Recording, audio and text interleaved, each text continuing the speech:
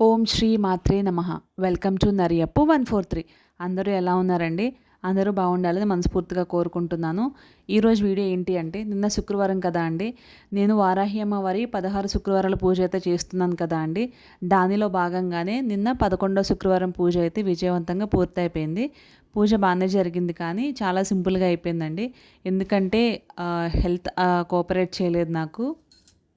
చాలా విచిత్రంగా అనిపిస్తూ ఉంటుందండి. వీక్ అంతా బావుంటాను, కానీ ఫ్రైడే వచ్చేసరికి అయితే చాలా హెల్త్ అప్సెట్ అయిపోతుంది. అంటే అమ్మవారు పరీక్షలు పెడుతున్నారా ఏంటనేది అర్థం కావట్లేదు. సో, మనకి హెల్త్ బావున్నా, బాలేకపోయినా ఏమైనా కానీ ఫ్రైడే పూజ మాత్రం చేయకుండా ఉండేదే లేదు. స్ట్రెయిట్‌గా చెప్పాలంటే తగ్గేదేలే అనమాట.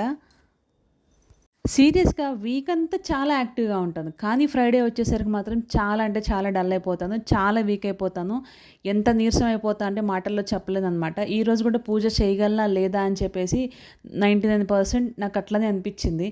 కానీ కాదు, అమ్మవారు ఎన్ని పరీక్షలు పెట్టినా కానీ నేను మాత్రం అమ్మవారికి పూజ చేయాల్సిందే అని గట్టిగా ఇది చేసుకుని అమ్మవారికి పూజ అయితే చేసేసానండి.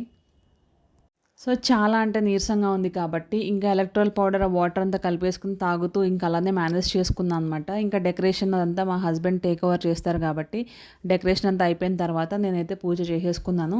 అలా సింపుల్‌గా అయిపోయిందండి. యాక్చువల్‌గా నేను అనుకున్నది ఏంటి అంటే, శ్రావణ మాసం ఫస్ట్ ఫ్రైడే కాబట్టి కొంచెం బాగా చేసుకుందాం అనేసి నేను అనుకున్నాను. కానీ హెల్త్ చాలా అప్సెట్ అయిపోయిందండి. ఎంత అంటే చెప్పలేను. ఎవ్రీ వీక్ కంటే ఈ వీక్ ఇంకా చాలా అప్సెట్ అయిపోయింది. సో, ఎనీవే ఎలా అయితేనే సింపుల్‌గా అయినా బాగానే చేసేసుకున్నాను. విజయవంతంగా అయితే పూర్తయిపోయింది. ఇప్పట్లానే యాజ్ యూజువల్‌గా అమ్మవారికి సేమ్ అవే ప్రసాదాలు, దానిమ్మ గింజలు, పానకం అండ్ బనానా, ఫైనల్‌గా కొబ్బరికాయ, యాజ్ యూజువల్‌గా కామన్‌గా ఇవే పెడుతూ ఉన్నానండి. కాకపోతే అష్టోత్తరం చదువుకుంటున్నప్పుడు నేనైతే జాజి పూలు పెడతాను. కానీ మాకు ఇక్కడ 3 డేస్ నుంచి కంటిన్యూస్‌గా వర్షాలు కాబట్టి జాజి పూలు కోయడానికి కూడా నాకు అవ్వలేదు. సో, ఇంకా అలానే కుంకుమతో, అక్షింతలతో, పువ్వులతో అయితే పూజ అయితే చేసేసుకున్నాననమాట. చూడండి, మీకు ఒక విషయం చెప్పడం అయితే మర్చిపోతున్నాను. అమ్మవారికి ధూపమన్నా, సువాసనన్నా చాలా ఇష్టం కాబట్టి నేను ఎప్పుడు దీపాలు వెలిగించిన తర్వాత దానిలో పచ్చకర్పూరం వేస్తాను. అండ్ ఇంకొకటి జవాద్ అయితే వేస్తానండి. ఈ పచ్చకర్పూరం, ఈ జవాద్ అనేవి మన అమ్మవారికి మంచి సువాసన ఇష్టం కాబట్టి మనకి చాలా అంటే చాలా సువాసన వస్తూ ఉంటాయి. సో, అందుకే ఎవరు చేసుకున్నా కానీ దీపారాజన కుందుల్లో అయితే మీరు పచ్చకర్పూరము, జవాద్ అనేవి వేసి ట్రై చేయండి. జవాద్ అంటే మనకి ఏ పూజ స్టోర్‌లో అయినా మనకి అవైలబుల్‌లో ఉంటుంది కాబట్టి ఈజీగా మనకి చిన్న బాటిల్ ఉంటది. అది 20-30 రూపీస్ ఎంతో కాస్ట్ ఉంటది. అది అమ్మవారికి చాలా ఇష్టం అనమాట సువాసన. మీరెప్పుడు దీపారాజన చేసుకున్న వారాహి అమ్మవారికి ఆ దీపంలో కొంచెం జవాద్ గాని, పచ్చకర్పూరం అయితే వేయండి. చూడండి, ఇలా నా 11వ వారం పూజ అయితే చాలా సింపుల్‌గా, విజయవంతంగా అయితే పూర్తయిపోయింది.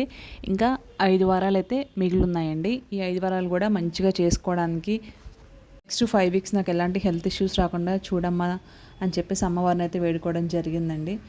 ఇంకా మిగతా 5 వారాలు అమ్మవారి దయ వల్ల మంచిగా అయిపోవాలి, ఎలాంటి హెల్త్ ఇష్యూస్ రాకూడదు అని చెప్పేసి మనస్ఫూర్తిగా కోరుకున్నానండి అమ్మవారిని. చాలా అంటే చాలా బాధగా అనిపించింది చాలా సింపుల్గా చేసుకున్నందుకు. బట్ మిగతా 5 వారాలు కూడా అమ్మవారిని అదొకటే వేడుకున్నానండి, ఎలాంటి హెల్త్ ఇష్యూస్ రాకుండా మీ పూజ మంచిగా ఘనంగా చేసుకోవాలమ్మా అని వేడుకున్నాను. Bye bye.